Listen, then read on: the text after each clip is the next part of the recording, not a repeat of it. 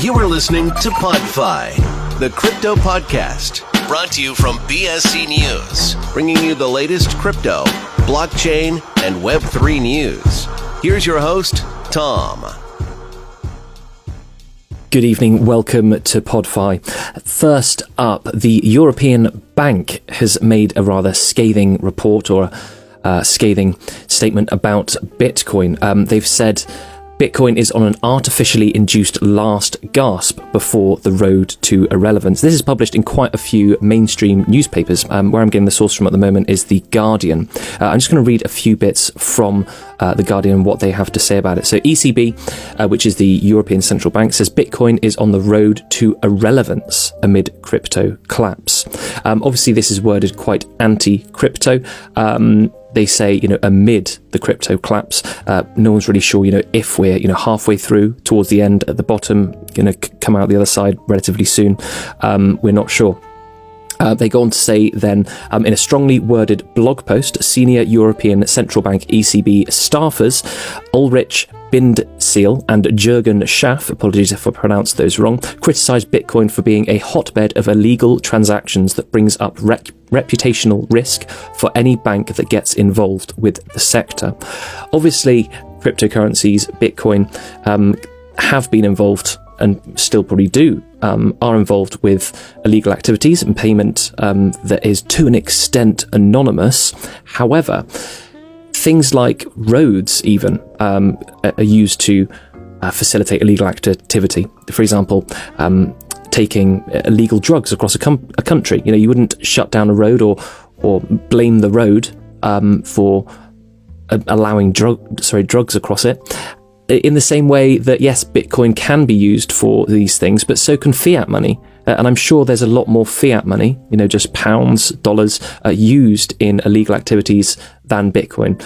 There might not be, actually, that was just me, assuming. But, the European Bank's main argument here is its ties to illegal activity. And obviously that does happen, but that happens in every single sector, in every single object ever. But yeah, that's worth keeping an eye on. So the ECB, they're making us want to think bearish about Bitcoin. This might be, have some deeper meaning to it. Perhaps, they're looking at buying some, maybe if it dips some more. But that's, again, a bit of a conspiracy theory, but that's what some people on Twitter are saying. But something worth looking out for anyway. Around 2 days ago or so, a number of media agencies or news outlets in the crypto sector were sent a press release from the government of the Commonwealth of the Bahamas. We did a live Twitter space on this, sort of within an hour of this being sent to us. So the document is titled National Address on behalf of the Government of the Bahamas on the Developments of FTX in the Bahamas. It was written by Senator Ryan Leo Pinder Casey, who is the Attorney General and for the Commonwealth of the Bahamas. The document itself is around 9 pages long or so, and it outlines basically what we know so far. There's the main key events. It's apparent sort of later on in the document, maybe 2/3 the way through or so, that perhaps that he's quite frustrated with how people are viewing how the Bahamas are handling the situation at the moment. He wants to put across the case that they are doing everything in their power to investigate what happened to FTX, what happened with Sam Bankman-Fried and things. And part of the reason perhaps why they're not being so vocal about it is because he stresses that they work by the rule of law, and that essentially they're just going by the rule book, but they are investigating it heavily. The document can be found easily online. Now it's being made public basically by all major news outlets, including us, but that was the national address on behalf of the government of the Bahamas on the developments of FTX in the Bahamas. As well, what's quite interesting at the moment, there are a number of large personalities, media personalities in the crypto world, such as BitBoy, who's travelled to the Bahamas and he's trying to meet with SBF. As of now, I don't think he's managed to do it. He's done sort of quite a lot of investigative journalism. Investigative journalism. there. But I don't think at the moment he's managed to actually face-to-face talk with SBF. I'm not sure perhaps how ethical it would be, just running straight up to him and sort of asking him all these questions. But yeah, I'm not a person to say that at all. Also, CoffeeZilla has made a short video about some recorded calls with SBF, in which SBF says some rather interesting things about how he donated money to both parties, the Democrats and the Republicans, in America. A lot of people think we were led to assume perhaps that he just donated to one party, but it appears though from CoffeeZilla's video that he could have perhaps donated to both parties. And CoffeeZilla as well puts forward some perhaps rather shady business dealings. That's what he puts forward. So the story is becoming a lot more deep than perhaps we initially thought it was. Obviously, we'll keep continuing to cover this, and who knows how long it will go on for. But the ripple effect has been felt far and wide with FTX. The question, have we hit the bottom, or are we at the bottom, or when perhaps can we expect the next bull run, is a question that I'm sure a lot of people ask or hear pretty much every day. To be honest, no one is really sure. Anyone who says, yes, we definitely are at the bottom, or no, we're definitely not, we're headed to 9k, or just for example, doesn't know. No one knows for certain. I mean, there might be, one or two people doing some shady dealings or something that know, but consumers, none of us really know. It is, to an extent, a real guessing game. And I don't normally do this, but there are some quite interesting technical indicators that we can look at for the Bitcoin price. At the moment as well, in the last sort of 24 hours, Bitcoin has seen a nice pump and broke that 17k mark. The next perhaps mark to look out for, where the wick down around mid-June was during the sort of big crash then, that bottomed out around 17,600, and that's provided, it was prior to the FTX crash, that provided us with support, but now obviously it's gone into resistance. So perhaps we could look at breaking 17,600 before a serious bullish move upwards. And on to stock RSI, or stochastic RSI. On the weekly stock RSI, we are about to see a very bullish move.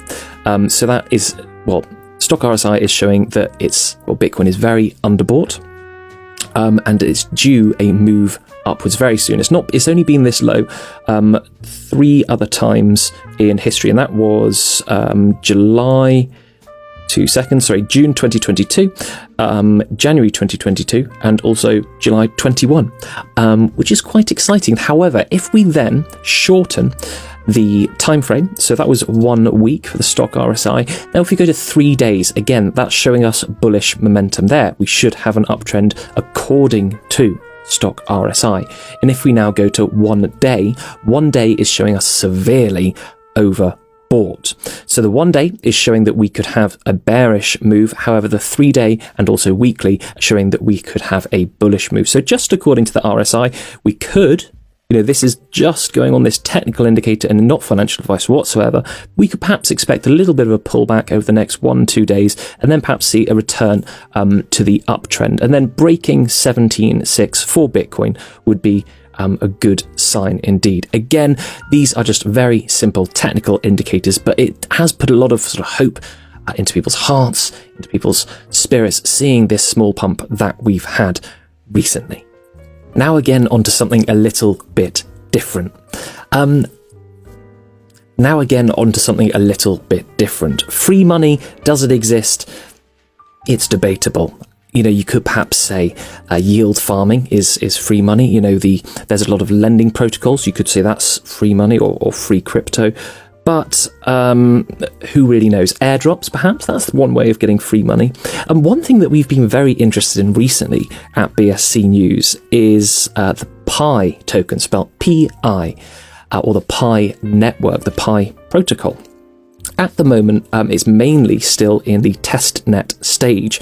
And it's a very clever system. So it's been around, I think, so far for 2 years or so. And to have an account, essentially, you need to have a referral code from someone else who has registered their phone number, an email address, and perhaps some other documents as well. They're doing KYC at the moment before they roll out to mainnet. And then that person who's registered or introduced others into their circle can then, people below them can then introduce more people into their circle. I know that sounds like a pyramid scheme. However, the person that refers other people under another person, the person above them doesn't sort of get the other people's earnings, if that makes sense. So the pyramid only goes as high as the next block.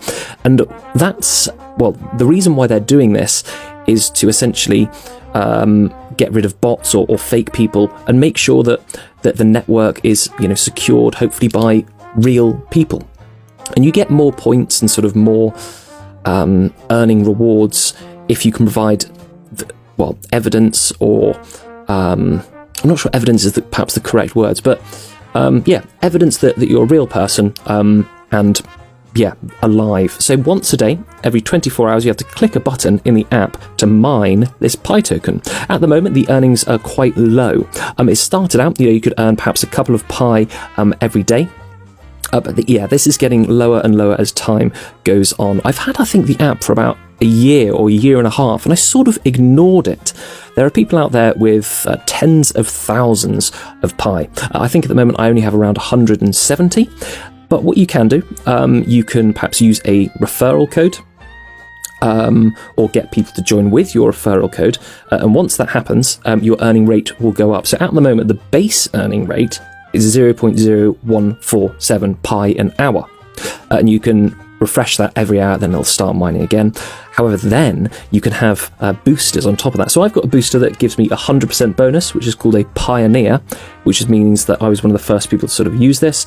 And then a security circle, which is however many people you referred and are using the app, so clicking it once every 24 hours. And that's 20% per person. So I've got 5 times 20% there. And also a lockup reward. You can then earn more by locking up your tokens, essentially locked staking, just to improve your rewards. And then on top of that as well, you can refer more people, and that gives you, again, a referral team bonus. And then on top of that, you can also use their Pi browser. And then again, on top of that, you can run a node. The node is, it runs in Linux, or if you've got Windows, it's Windows WSL. I think that's what it is. Windows Suite for Linux. Sort of like a virtual environment. I'm actually going to try and run a Pi network node on a Raspberry Pi. Because it runs on Linux, I don't see that being a problem. You do need to open quite a lot of ports on your router, but I'm going to give it a go. So I'm going to make a YouTube video probably within the next week, 2 weeks or so, which will explain that in a little bit more detail. And people who are interested in perhaps running their own Pi node to boost their earnings, or just secure the network and see the project come to success, that'll be there for you shortly. So do keep an eye out for that. But the Pi token, the Pi network, we are really interested in it. It's very interesting indeed. Do check out what we've written about in our tweets and things on our Twitter, which is at BSC News. And also, we've got a referral link for BSC News. So if you use that, you'll be part of, hopefully, one of the biggest Pi network communities out there, which would be fantastic. So all you need to do is just go to our Twitter, which is at BSC News, and have a search for Pi there. Anyway, I hope you have a wonderful rest of your day. Or if it's the morning, I hope you have a wonderful day. Thank you very, very much for listening. As always, actually, before we go, I got a sort of roundup of some podcast statistics today from Spotify, which was very interesting indeed. And I want to just say thank you to you as a listener. I know a lot of podcasts say this, thank you to the listeners, but you listening right now, specifically you, I'm not talking to anyone else but you. Thank you so much for your support. It honestly means the world. I'm just going to read you some what I think are really, really impressive statistics, and I'm very proud of them. So PodFi by BSC News is one of the top, it's in the top 10% of all podcasts that are shared. So the top 10% most shared podcasts. It's in the top 15% of all podcasts for being followed, and we produce 95% more content than similar podcasts. So out of all podcasts, we produce more content than 95% of them. So very, very proud of that. And I've pinned that to the top of my personal Twitter as well. If you'd like to follow me on Twitter, my personal account is just at Tom__DeFi. And there's a picture similar to the sort of PodFi artwork. Anyway, what I was saying earlier, thank you very, very much for listening. Hope you have a wonderful day, wonderful evening, wherever it is you are in the world. Thank you very much again. Bye-bye.